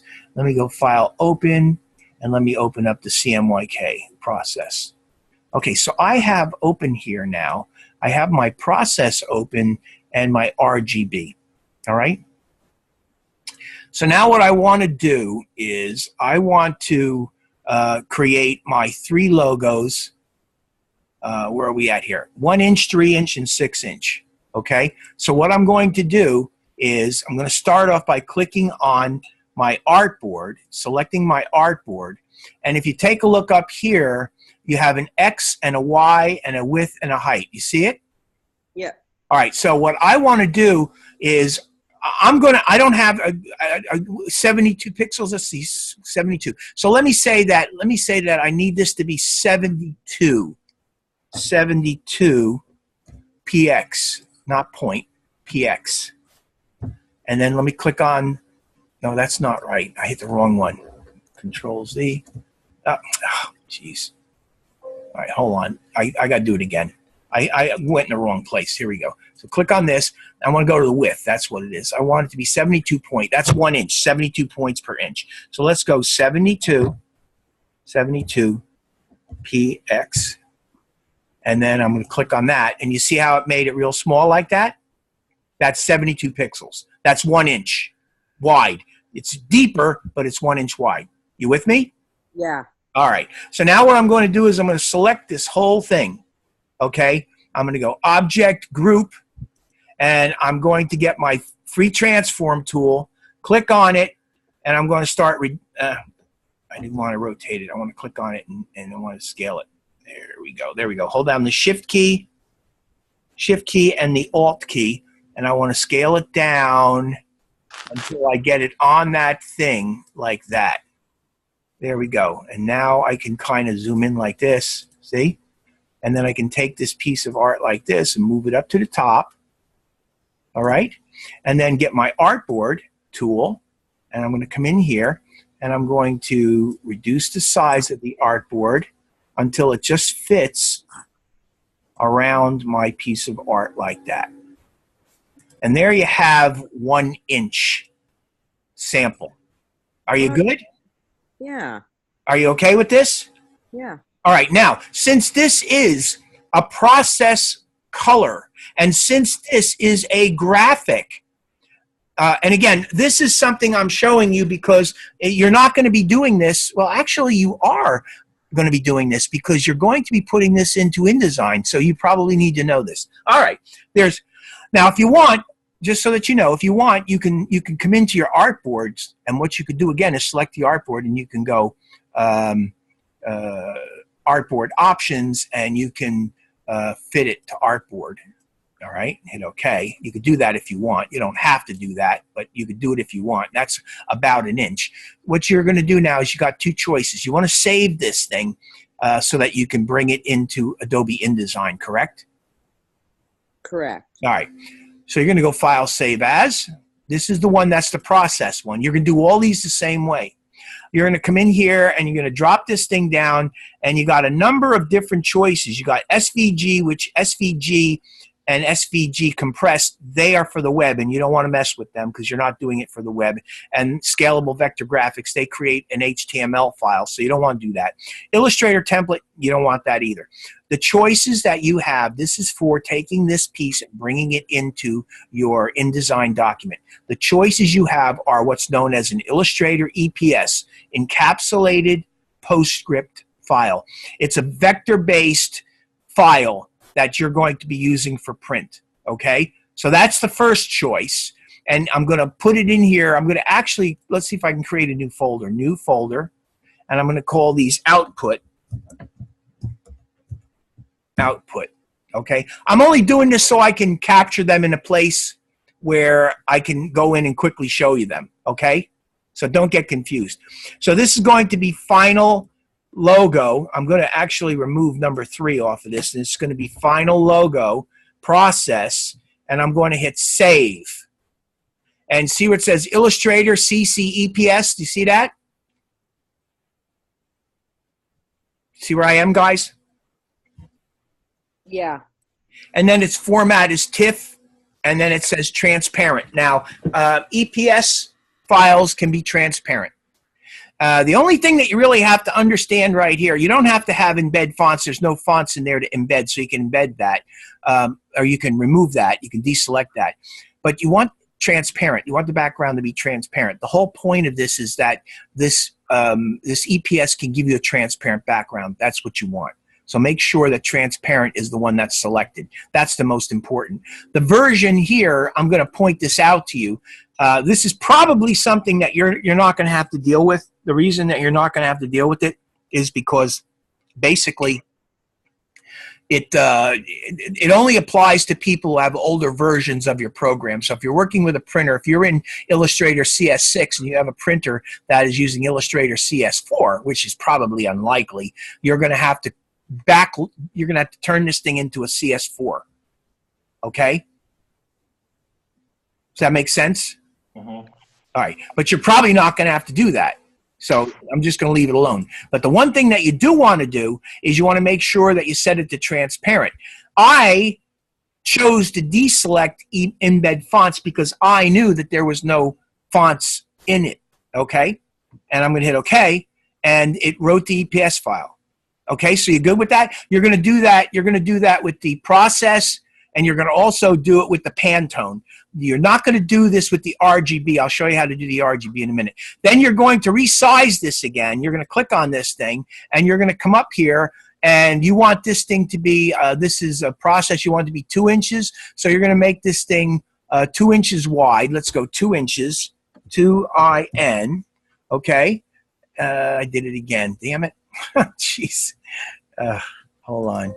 Let me do it again. I constantly make these little errors. Let's click on that and width. There we go. It's 2 inches. 2IN. And then of course, there you go. And now what you're going to do is you're just going to select your free transform tool, hold down the shift key and the alt key, and you're just going to make that thing 2 inches, which will make it like that. And then you're going to come in here and you're going to resize your little artboard until it fits around your piece of art. And now your piece of art is 2 inches. So what I'm showing you, what I'm trying to show you is how to go about making the 3 different sizes of art. Now this one here, just for the heck of it, instead of sending this out as an EPS, what I'm going to do is I'm going to go File, Save. Let's go File, Export. There we go. Export as... And this one is going to be a, oh no, I'm sorry. Wait a minute, hit cancel. File, save as. File, save as, there we go. This is going to be a PDF. And I'm going to hit, make sure it's in output. Yes, it is. Hit save. And Illustrator default is fine. Preserve Illustrator editing capability is fine. All this is good. And hit save. All right? So I've saved it as a PDF and I've saved it as an EPS, both of which are acceptable. Okay, you good with that, guys? Yep. All right. Now, I'm on Final Logo RGB. You're going to do the same thing. You're going to resize this thing. I'm not going to bother resizing it because you saw me do it twice. But what I'm going to do is I'm going to go to File. I'm going to go to Export. Now, this is the one, just so that you understand. This is in RGB color. So this is the right color structure to go into the web. All you need to do is create the right format for that. So you're going to go File, Export, As. And most likely what you're going to choose is the PNG file. Why do you want to choose the PNG file? The reason that you want to choose the PNG file is because with the PNG file you get a transparent background. The other options that you have here, you have AutoCAD, BMP, you don't want to use BMP, CSS, you don't want to use CSS. All these other things you don't want to use. They just don't relate. The JPEG, you don't want to use a JPEG because JPEG is not transparent. So again, you want to make sure that you choose PNG. And then you're going to hit Export. And whatever size this is, you got a resolution here. You can choose resolution. If this was going to be printed for, if it was going to go into, say, a printing environment where you're going to print it off a color copier, you'd make it 150. But since this is going to be on a screen, 72 pixels is what you want. Okay, are you good with that? Yep. It shows you a background color of transparent. And there's a little thumbnail showing you what this is going to look like. You can see there's your logo. And you see the little checkerboard in the background? That's indicating transparency. Are you good? Yes. Hit OK. And now you've done that. OK? Now I'm going to hit save this. No.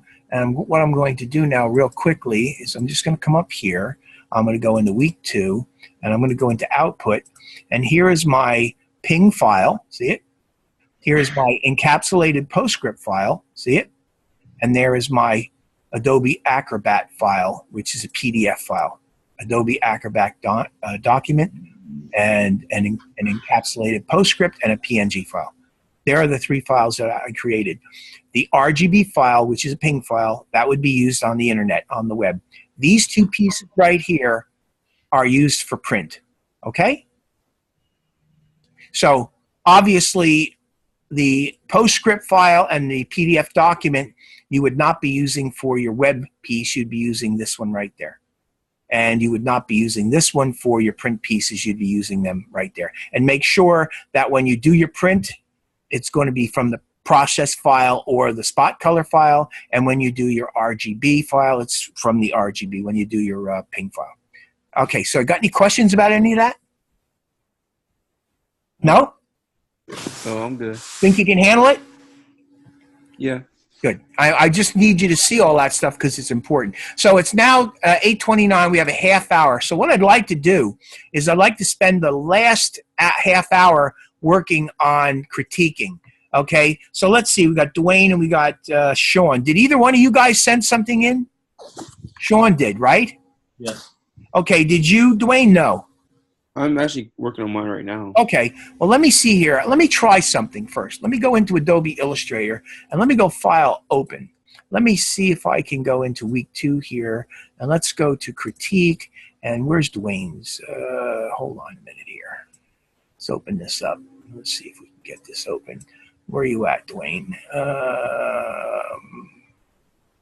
Where is it? I just saw it. What am I, blind? I know, I just saw that. Dwayne, did we do yours? For some of week 2? Did we do yours already? Did we do yours last night? No. Where did I just saw it? Hold on a minute. What's going on here? Where was it? Rachel, Tawana, Eric, Sean, Caitlin. Did you say you submitted one, Dwayne? Week 1. I didn't do week 2 yet. I'm working on it. No, did you submit something for critique? No. Oh, okay. That's it. All right. So, okay. Let's go back to critique. All right. So I'm going to try to open Caitlin's up. Let's see what happens. Yeah. See, here's the problem. Let me hit cancel. Okay. Here's the problem with this. The problem is we're going to end up. I have to open this up in Acrobat. All right, so let me open this up in Acrobat. Let's go File, Open, and let's go to Caitlin and hit. All right, so here's Caitlin's submissions, guys. Now let's view this.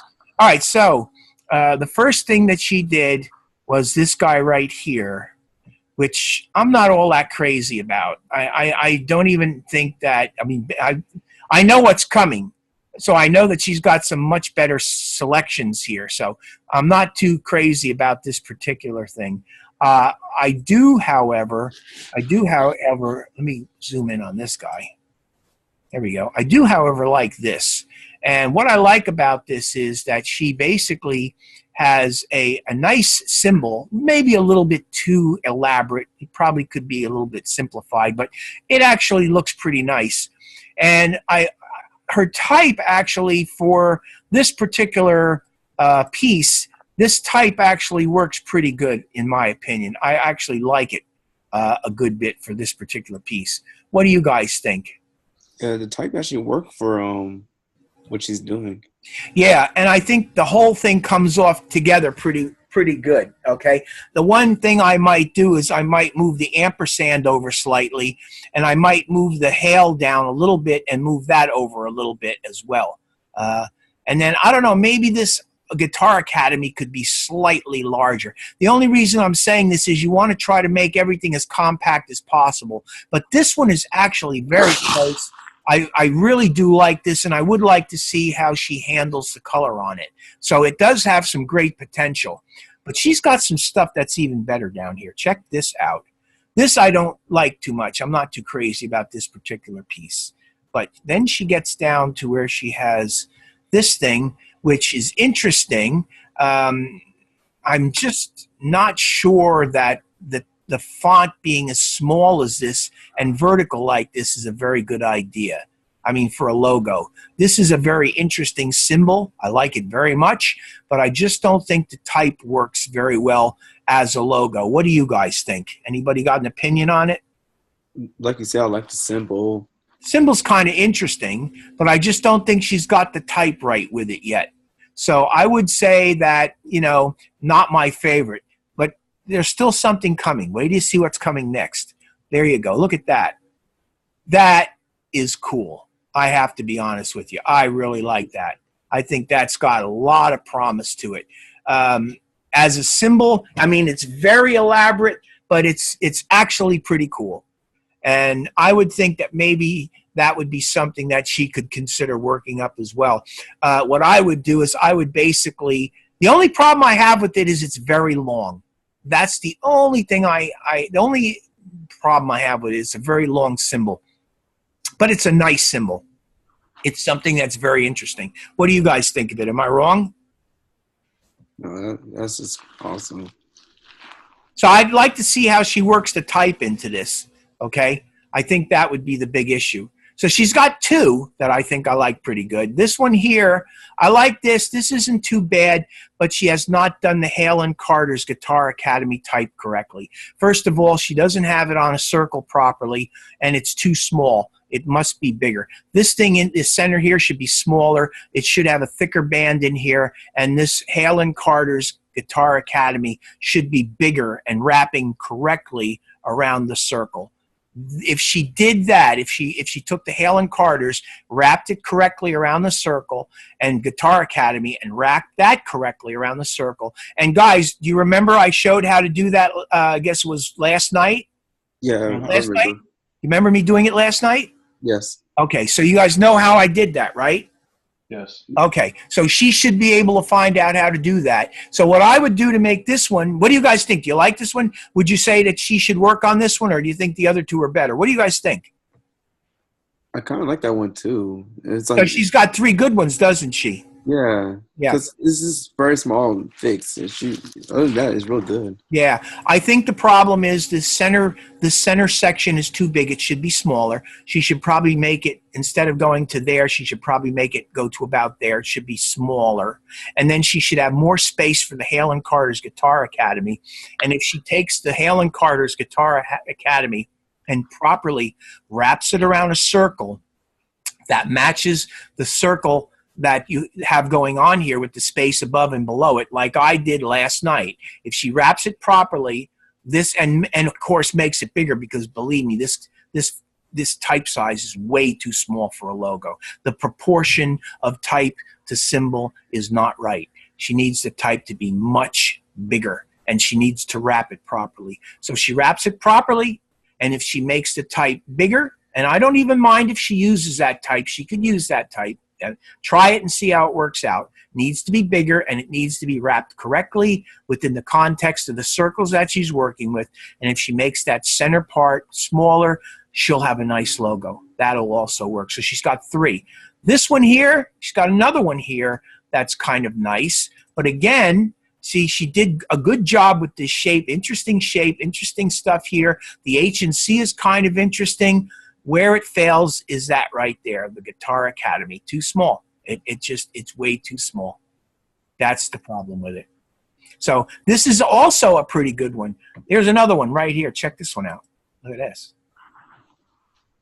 What do you think of that one? Oh.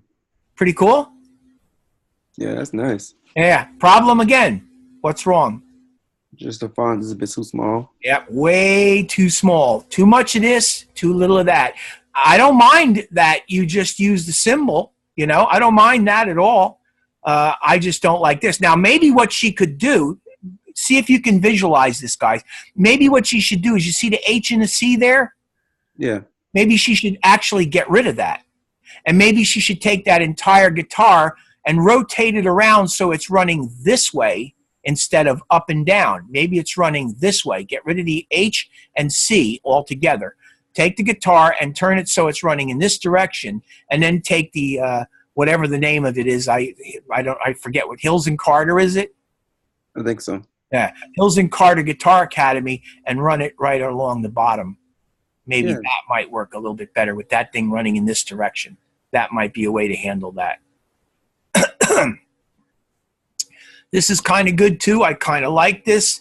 In this particular case, the Guitar Academy is almost the right size. It could still be a little bit bigger. It could still fill this area a little bit bigger. And what I would do is I would take this banner area, with the hill. I'd make the Guitar Academy a little bit bigger, and I would maybe move it up so that's very close, not touching, but very close to the H and C, very close under here. And then what I would do is I might actually even take that ampersand and make that ampersand a bit smaller. And then you'd have another nice logo. So she's got some very nice stuff going here. See, there you go. So are we building our own logos? These are all supposed to be from scratch, right? Yeah. Okay. Yeah.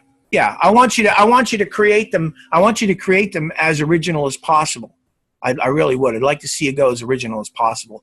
And if you decide that you're going to use some kind of a symbol, if you go online and you find some kind of a symbol, either recreate the thing, redraw it yourself and modify it, or incorporate it into another shape, another form, so that you hide the fact that it's a common symbol. You don't want the symbol to be just absolutely common. You want to try to incorporate it and make it. Now, don't forget what we're looking at here. These are her roughs. These are her roughs. So she hasn't finished any of these. These are basically her first week roughs. Okay. So that goes for her too. If she's using things that are symbols that she's getting off the internet, I don't want her to use them as she found them. I want her to transform them. I'm looking for transformation. So what she should do is she should focus on the logos that she created that are the most original. That's what she should be doing. What do you guys think? You got any other comments about this? You're good? Besides the little tweaks that she need to work on, it's really good. All right, let me get rid of this one. And let's go to the next one. Week 2. Let's open up the critique. And let's move that out of here. Done. Let's look at Sean. All right. So this is Sean. Now, Sean did this. Central Park Software Solutions. He kept the type. If you take a look here, yeah, see, he kept the type. He used the same type. Looked like he actually was able to find the type. And he used the same type. So I'm not well, I mean, he did change it.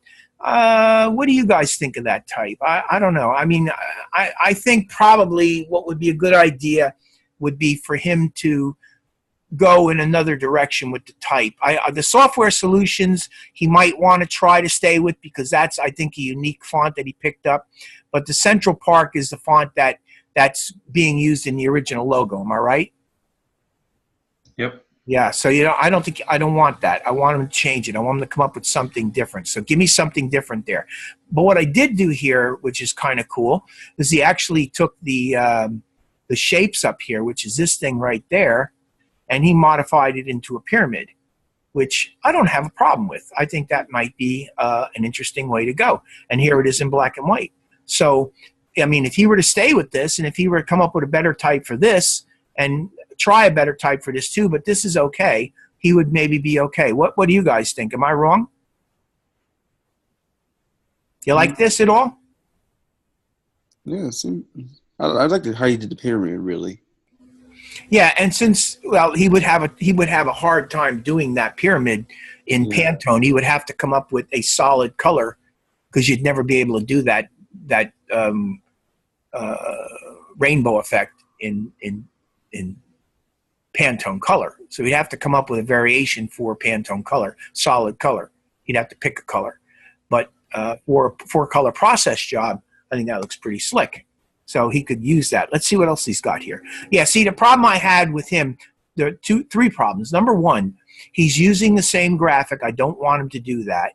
Number 2, he has Central Park Software Solutions. It's in a font that's really not too readable, and it's almost impossible to read this thing. You find this easy to read at all? Not really. No, so it's very hard. Even this doesn't read very well because he doesn't have enough space between Central Park Software Solutions. And what would be better is if he had Central Park wrapping around the top and then Software Solutions wrapping around the bottom, and he had a little bit of gap between the two. So really he needs to adjust it a little bit. But his biggest problem is he's utilizing the symbol from the original logo, which is a no-no. I don't want that. I'm looking for originality. I want you to walk away from the original design and bring me something completely different, okay? So there's the problems with that particular one. Here, potentially it's okay. I just don't know. I don't like all the little outlines and things. I think probably if you're going to do this, the outlines have got to go, and you have to accept the fact that there's negative space and positive space. See the line work there? I would much rather see negative and positive space. Like, see how that looks? Okay. Here's the question. Does that look better than that? Yeah. Yeah, see the negative space, and he actually should accentuate the negative space. That should be actually pushed out a little bit to create that negative space like that does. That would be okay. So I would say that would be the problem with this, is that you basically got too many things going on here. These outlines don't work. Just play with the negative space. Be bold. That's bold, in my opinion. So if you're going to do negative space, go with the negative space and make it work. This could work. It could be cool, but you have to actually go and celebrate the negative space, okay? This is something that's kind of interesting. I like this. I think this could work if he actually spelled it out underneath. What do you guys think of this? Do you like this look? Yeah. You just like wrote the name of the place underneath. Yeah, like you said. Just initials, but I think it's kind of an interesting visual. So I'd like to see what he would do with the type. I think he should probably incorporate the name underneath it or to the side of it. I'd like to see how he did that and what you would get.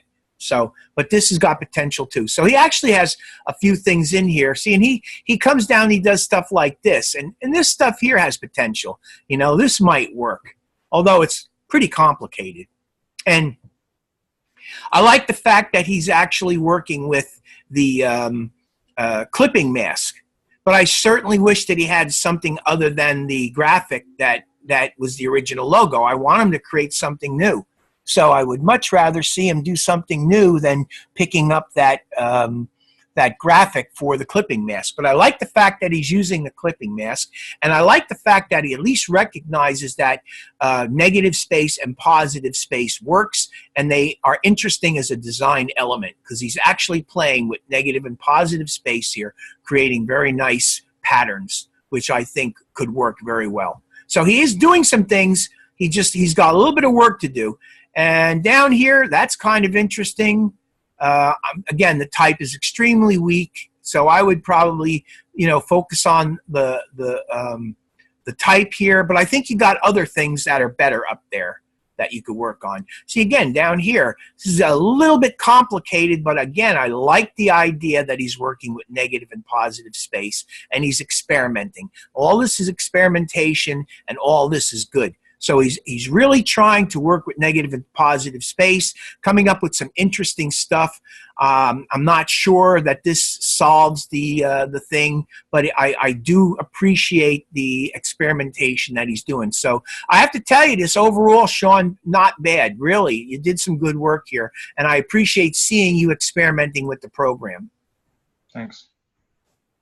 And let's get this out of here. So you good with that, Sean? Yeah. You think you have a way to go from what did you want to ask me anything since you're here and you just went through that torture? Is there anything you want to ask me? I was actually working on the one with the letters in color. And I've tried to use the actually, yeah, I think I have a direction to go. Okay, so my question really then is my suggestions for you were not cruel or anything. And did they make sense what I was saying to you? Oh yeah. Oh yeah. Okay, so yeah, I've never actually designed a logo with like that much freedom. I've always had like a direction to go, and so I wasn't sure what we needed to do. So yeah, I definitely needed some direction. Yeah. The important thing that I saw there, what I really liked, was that you were really experimenting. And I have to tell you something, in a school like this, a whole lot of this is experimentation. If you're willing to sit down and play with this program and try to see what you can come up with, you're doing the right thing. So I have to tell you, in many ways, looking at what you did, you were really attempting to do the right thing. So that's very good. I would say that to you. And again, I will tell you from my own experience with this program, what really made it possible for me to learn the program was all the silly experimentation that I did, all the failures, because all those failures led to me getting a deeper understanding of what the program does and how I can manipulate the program. And I began to become a winner once I realized how the program worked and what I should have been doing. Sure. Okay. All right. So here's the problem here with Rachel's work. She's using too much. She's using way too much of the original. Okay. That logo. She has to think. Tear yourself away from the logo. And having 4 little ovals like that, it's not enough. Central Park Software Solutions, it's not enough. You need to do more with the type. The type needs to be more powerful. These elements need to be more than just 4 little squares. I know that's what they're doing here, but they have a whole pattern of these things going on. And obviously, you do not want to use their symbol. You want to create a new symbol. This is a redesign. Okay. One that she did do that has some interest is this. There's something interesting going on with the letters here, but again, it's just not enough. She has to work something out with it. But this might be an interesting way to go, what she's doing with those letters. That might be something for her to work on. And again, I don't like the type that she's choosing here at all. It's the kind of font that, as a graphic designer working on a logo, I would never go near that type. I would go near something a lot cleaner, a lot bolder. I would stay away from that kind of type entirely. And this here, I don't know. I'm just, first of all, it would be very difficult to reproduce on many things, and it's just not really very clear, And the script font is another font that you want to stay away from. You really want to stay away from that kind of font when you're creating a logo. All right. Take a look at the fonts that I suggested in the announcements this week and see if those fonts don't look a whole lot better, and maybe you can do some more with those fonts. This one here, though, I kind of think it's interesting. The CPSS, what you're doing here has some potential. You might want to experiment with those 4 letters and see if you could come up with something based around those 4 letters, because they look like they're potentially interesting. There's maybe something you could do with that. Okay? And let's see here. We got 2 more, and we have about 9 minutes. All right, so this one here, she actually did work a few of these up. All right, so here's what she has. This one here, I don't know. This one here, it almost looks like blood. It looks like almost dripping blood. So I'm not sure that one works for me very much. This thing here, it's not refined. I know these are roughs, so I'm thinking though it's probably not going to work all that well. Let's take a look down here. The one that she has in here, she's only got 3. She's got some more sketches up in here. Okay, so I guess I would have to see some of these worked up a little bit more, but the one that she has that could possibly work is this one right here, MAG. If she were to take those paintbrushes and maybe render them slightly better, and if she made them bigger, if the M was much bigger so that they actually balanced out more with the size of the G that she's creating with just the regular old shape, that might be better. And that, what it is basically, it's an easel stand for the A. She might find a way to incorporate that easel stand, making that a little bit bigger. She may end up with a better symbol. What do you guys think of these 3? I didn't even think about using easel for A. I should have thought of that. But if she were to make those brushes, maybe just render them slightly better, and if she were to make all the brushes bigger so that it covered more area and it balanced in size a little bit better with the G, it might read M more. Right now it does, but yeah, I think she could make it read M more by making them a little bit bigger. How big are you? I'm just curious to know, like, what do you mean when you say make it bigger? Like, well, you see how big it is. It takes up that much space. What if the M actually came out and came down like this, and then came like that, and then came out like that? Oh, you want to like touch the want it to actually, you know, I want it to actually go outside. Make it bigger. Oh, okay, okay. Make it bigger. Now. Make the M bigger out of those 4 brushes. And then maybe what she could do is take the A and make the A bigger behind the whole thing. And then this way the letters would balance a little bit more and it might actually read better. That's what I'm thinking. Okay, I see now what you mean. That's the strongest of the 3 that I see there. What do you guys, you agree? Yeah, I agree on that one. So maybe that's what I would do, Tawana. Try that. And we have one more, and then I guess we can call it a night. All right, Eric, let's see what Eric's got. Okay, so Eric's got the Central Park software. So he basically has a mouse. Okay, Central Park Software Solutions. Problem with the font is a little bit small for a logo. So you might want to consider putting this on 2 lines and focusing on Central Park maybe bigger and Software Solutions smaller. Make it bigger. You know, you've got this huge mouse. And this here can be rendered a little bit better. You could render that with 1 piece instead of rendering it with little bits like that. Just like I did last night with the logo. I rendered it using the pen tool, and I went click, click, click, click, click, click, click. And I could even round it by clicking and dragging and creating rounded surface, so I could actually curve this and make it round if I want. So you could actually do that better with the pen tool. But the problem with this logo is this thing is huge and this is grossly small compared to it. So what you need to do is you need to balance your elements. This logo should be proportionately equal in size to the Central Park Software Solutions. And the way to do that is to maybe put the Software Solutions on a second line and make the whole thing much bigger. Central Park should be much bigger, and then the Software Solutions can be bigger too, but it can be maybe a little bit smaller than the Central Park. And by doing that, what you would get is a better balance of type to symbol. Right now, there's a gross imbalance. The symbol is much bigger than the type is, right? Yes. So that's that one. This one has some potential, and actually, much as I hate to admit it, I almost like the Central Park Software Solutions type on this.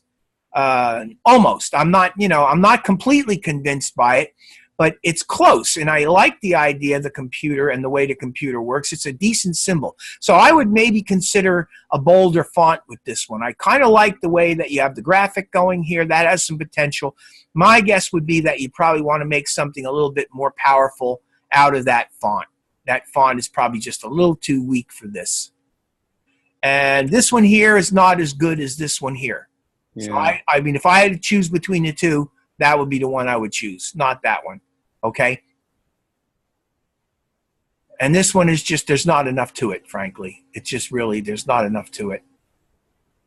And this one here, again, font is a little bit shy. You know what I mean? It's not very bold. It's not very powerful. It's not very in your face. Do you understand, Dwayne and Sean, what I'm saying when I say this? That it's not really bold and in your face. It's kind of timid. Yeah, I see what you mean. Yeah. And then you've got these dots over here. I'm not even sure what they're supposed to represent. So, I mean, it's kind of like confusing. They're just a bunch of random dots. They don't do very much for me. So I don't know exactly what to make out of that. And then I got the weak text over here. So that's not one that's working too much for me. And this one has potential, but I would maybe, I like this. I don't like I don't like the type. The type needs to be bigger and bolder, maybe sans serif, but big and bold. And maybe this rectangular shape is just too simple. Maybe you need to make something more like a front end of a computer. Maybe if you actually made the shape more complex, like you did this interesting thing down the bottom here. If this shape was more complicated with a slightly nicer font, this would probably work pretty well. And I think the others are probably better.